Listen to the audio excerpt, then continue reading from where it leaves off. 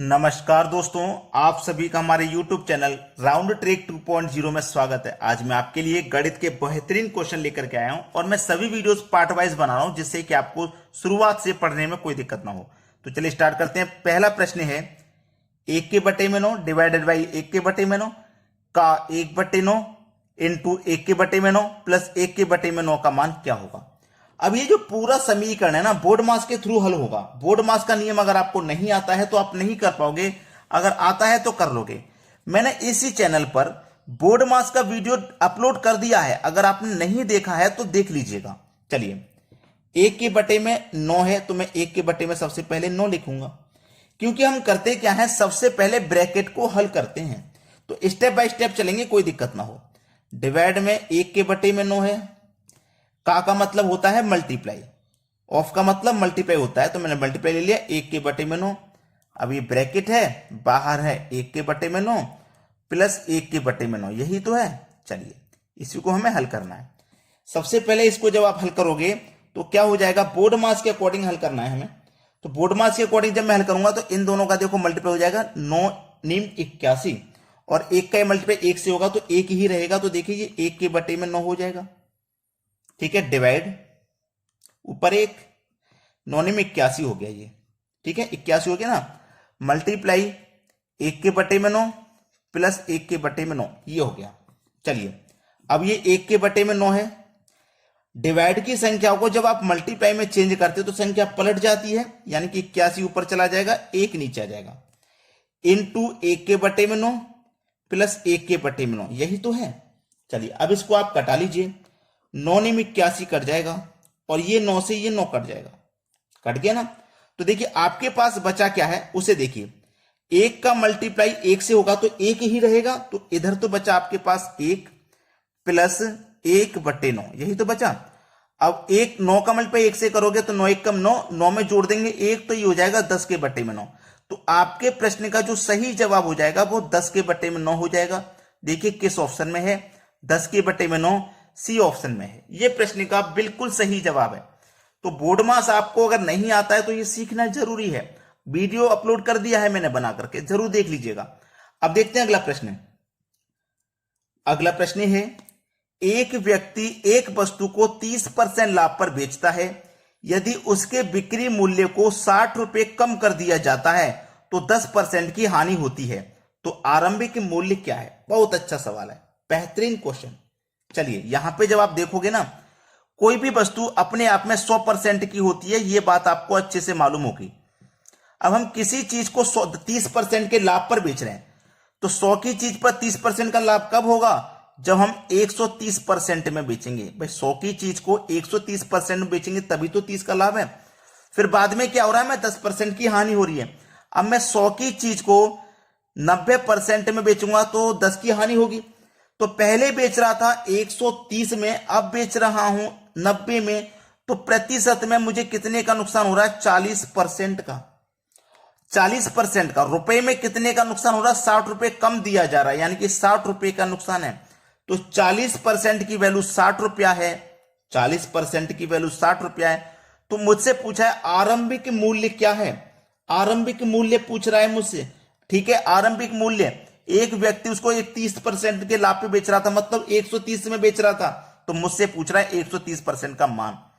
तो 40% की वैल्यू 60 है, 130 की कैसे निकालेंगे, 60 में 40 से डिवाइड कर दो, 130% का मान निकालने के लिए 130 से मल्टीप्लाई कर दो, ठीक है।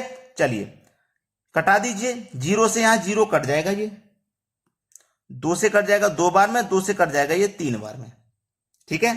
अब देखो 13 त्रिक का 39 और 1 0, डिवाइड में कितना है 2, 2 से कटा दो, 2 1 कम 2, 1 बचेगा 9, यानी कि 19, 2 नीम 18, 1 बचेगा 10, 2 पंजे 10, 195।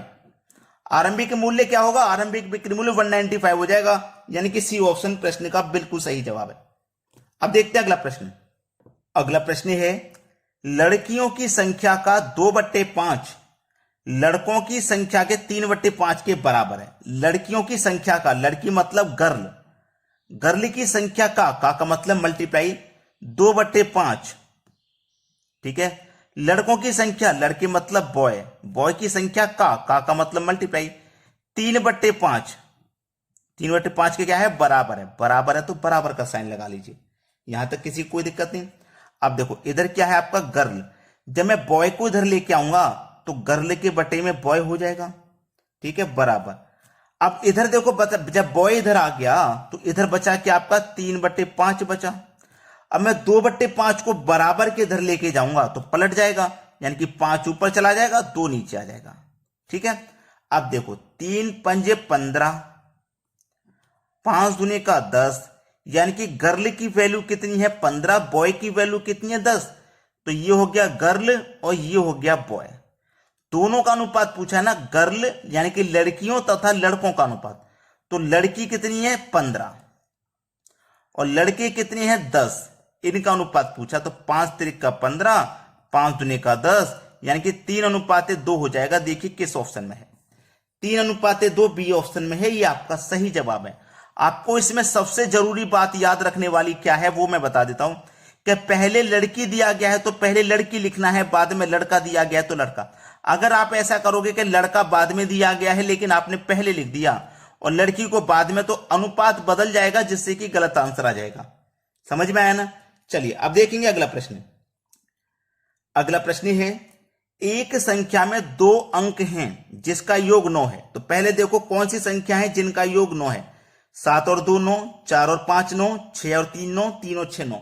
चारों ऑप्शन ऐसे हैं जिनका योग 9 है। अगर एक ही ऑप्शन ऐसा होता जिसका योग 9 होता तो हम उसी को सही कर देते, आगे सॉल्व नहीं करते।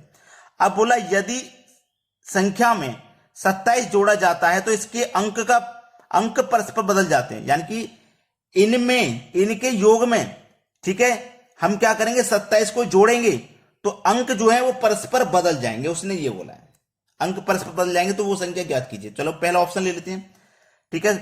7 और 2 9 होता है, ये तो कन्फर्म है, 7 और 2 9 होता है, कन्फर्म है। 72, अब इसमें क्या करेंगे हम 27 को जोड़ेंगे, तो 72 में मैं क्या करूंगा 27 को जोड़ूंगा तो कितना हो जाएगा 7 और 2 9, और ये भी 7 और 2 9, 99 हो गया भाई। हमें कितना चाहिए, अंक बदलने चाहिए, जैसे 72 था ना तो पलट के 27 हो जाए, इस तरीके से बदलने चाहिए, तो ये नहीं हो सकता, ठीक है। इनका भी योग 9 है तो लिखो भाई 45, 27 जोड़ेंगे, जोड़ो 5 और 7 12 का 2, कैरी का 1, 2 और 6, 2 और 4 6 और कैरी का 1 7, 72 हो गया। देखो 45 था ना तो अंक जब बदलते तो परस्पर अंक जब बदलते तो 45 के अंक बदल के 54 हो जाना चाहिए था, ये आंसर होता, लेकिन ये नहीं आ रहा, तो ये भी गलत है। 63 ले लो भाई, इसमें भी आप 27 जोड़िए, 3 और 7 0, ये भी गलत हो गया। क्यों गलत हो गया, क्योंकि हम 63 को जब बदलेंगे तो पलटने के बाद 36 आना चाहिए ना, तो ये भी नहीं आ रहा। चलो लास्ट ऑप्शन बचा है, जब 3 ऑप्शन गलत होते हैं तो चौथा तो अपने आप सही हो जाता है, लेकिन चेक जरूर करेंगे। 36 है ना, इसमें क्या करोगे 27 जोड़ोगे, 6 और 7 13, कैरी का 1, 3 और 2 5, कैरी का 1 6, 63 हो गया। देखो 36 था ना, 36 को जब आप पलटोगे तो 63 हो गया, यानी कि 3 बाद में आ जाएगा 6 पहले, तो डी ऑप्शन हमारा बिल्कुल सही जवाब हो गया। अब देखते हैं अगला प्रश्न। अगला प्रश्न है, एक परीक्षार्थी 65% अंक प्राप्त करता है और 25 अंक पास से कम पाता है। दूसरा 80% अंक प्राप्त करता है जो पास अंक से 5 अधिक हैं। तो अधिकतम अंक ज्ञात करें। अधिकतम अंक का मतलब 100% का मान पूछ रहा है। तो ऐसा प्रश्न कभी भी आ जाए ना तो आपको दोनों तरफ पास बना लेना है, दोनों तरफ पास। कैसे बनाएंगे पास, मैं आपको बताऊंगा। एक परीक्षार्थी को 65% अंक चाहिए थे और वो 25 अंक से पास से कम पा रहा है, यानी कि 25 अंक पास से कम पा रहा है वो। तो अगर ये 25 अंक और इसे मिल जाए तो ये पास हो जाएगा, फेल नहीं होगा। उसने 65% तो प्राप्त कर लिए, लेकिन पास होने से 25 अभी कम है। अगर ये 25 अंक से और दे दिए जाए, 65% तो इसने प्राप्त कर लिए, अब 25 अंक वो कम पा रहा है, अगर ये 25 अंक में इसको और जोड़ दूंगा तो ये पास हो जाएगा। दूसरा जो परीक्षार्थी उसने 80% प्राप्त कर लिए हैं और 5 अंक अधिक और प्राप्त किए हैं। अगर हम इसने 5 अंक और अधिक प्राप्त कर लिए ना, इसमें से अगर हम 5 अंक और घटा दें तब भी ये पास है, क्योंकि 5 अंक इसने ज्यादा प्राप्त कर लिए हैं। जो ज्यादा वाले अंक हम इससे जो घटा देंगे ना तब भी ये पास हो जाएगा। तो इस तरीके से पास आपको बना लेना है। इस तरीके से पास बना लिया ना आपने। देखो अब 65% को मैं इधर ले जाऊंगा तो 80%, ये परसेंट वैल्यू को पहले सॉल्व करना है, तो 65% को इधर ले जाऊंगा तो इधर प्लस का, इधर आके माइनस का, तो 80 में से 65 माइनस हो जाएगा, 15% बचेगा। और ये माइनस का 5 इधर आके प्लस का 5, तो प्लस का 30 हो जाएगा, प्लस का 30 हो जाएगा, क्योंकि माइनस का 5 इधर आके प्लस का 25 और 5 30। तो 15% की वैल्यू 30 है भैया, 15% की वैल्यू हमें पता है 30 है। हमें अधिकतम अंक प्राप्त करने यानी कि 100 का मान। तो देखो 15% का मान कितना है, 30 के बराबर है। 100% का मान पता करना है तो कैसे पता करेंगे, 30 में 15 से डिवाइड कर देंगे, 100% का मान निकालने के लिए 100 से मल्टीप्लाई कर देंगे।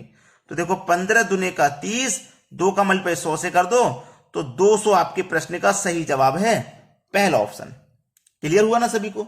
चलिए अब देखते हैं अगला सवाल। अगला सवाल है, दो संख्याओं का HCF 75 तथा LCM 450 है।